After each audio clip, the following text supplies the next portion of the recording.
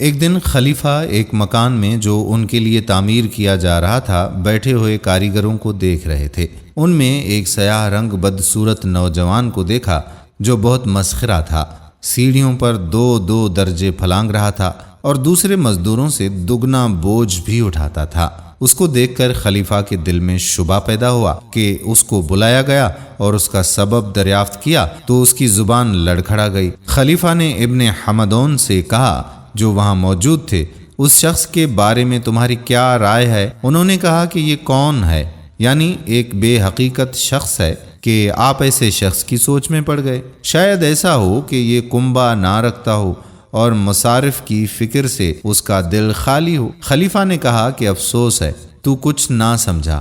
میں نے اس نوجوان کے بارے میں جو اندازہ کیا ہے میں اس کو غلط نہیں سمجھتا، یا تو کہیں سے بغیر محنت اس کو کچھ دینار ہاتھ آ گئے، یا یہ چور ہے اور مٹی گارے کے کام سے اپنا راز پوشیدہ رکھنا چاہتا ہے۔ ابن حمدون نے خلیفہ سے اس بات میں اختلاف کیا۔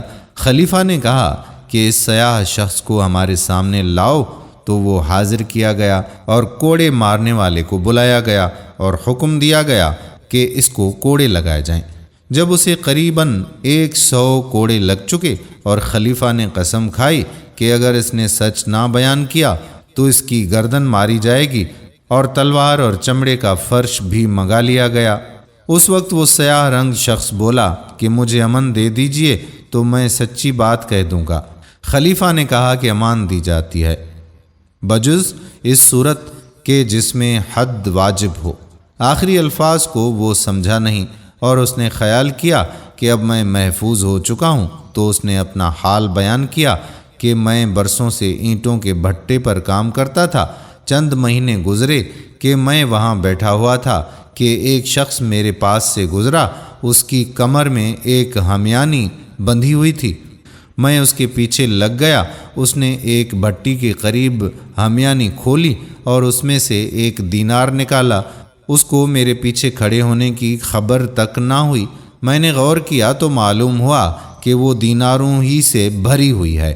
اب میں نے اس پر حملہ کر دیا اور اس کے ہاتھ جکڑ ڈالے اور اس کا منہ بھی بند کر دیا اور ہمیانی چھین لی اور اس کو کندھے پر اٹھا کر لے گیا اور بھٹے کے گڑھے میں ڈال کر مٹی سے بھر دیا۔ چند دنوں کے بعد اس کی ہڈیاں نکال کر دریائے دجلہ میں پھینک دی۔ دینار اب میرے پاس موجود ہیں جن سے میرے دل کو تقویت پہنچتی ہے۔ معتضد باللہ نے ایک شخص کو حکم دیا کہ اس کے مکان سے دینار نکال لائے، چنانچہ ہمیانی لائے گئے۔ ہمیانی پر اس مقتول مالک کا نام ولدیت لکھا ہوا تھا۔ شہر میں اس نام کی منادی کرا دی گئی۔ ایک عورت حاضر ہوئی جس کے ساتھ ایک بچہ تھا۔ اس نے کہا کہ یہ میرے شوہر کا نام ہے اور یہ اسی کا بچہ ہے جو مجھ سے پیدا ہوا تھا۔ فلاں وقت وہ گھر سے نکلا تھا اور اس کے ساتھ ایک ہمیانی تھی جس میں 1000 دینار بھی تھے، وہ اب تک غائب ہے۔ تو خلیفہ نے وہ سب دینار اس کے سپرد کر دیے اور اس کو عدت گزارنے کا حکم دیا اور اس کالے شخص کی گردن مار دی گئی اور حکم دیا گیا کہ اس کی لاش وہیں بھٹی میں ڈال دی جائے۔ دوستو، یہ ہوتا ہے انصاف کا تقاضا۔ اللہ تعالی ہمیں صراط مستقیم پر چلنے کی توفیق عطا فرمائے۔ آمین ثم آمین یا رب العالمین۔ دوستو، اگر ویڈیو پسند آئی ہو تو اپنے دوستوں احباب کے ساتھ اسے شیئر بھی کریں، لائک بھی کریں اور نیچے دیے گئے کمنٹ سیکشن میں اپنے کمنٹس بھی ضرور تحریر کریں۔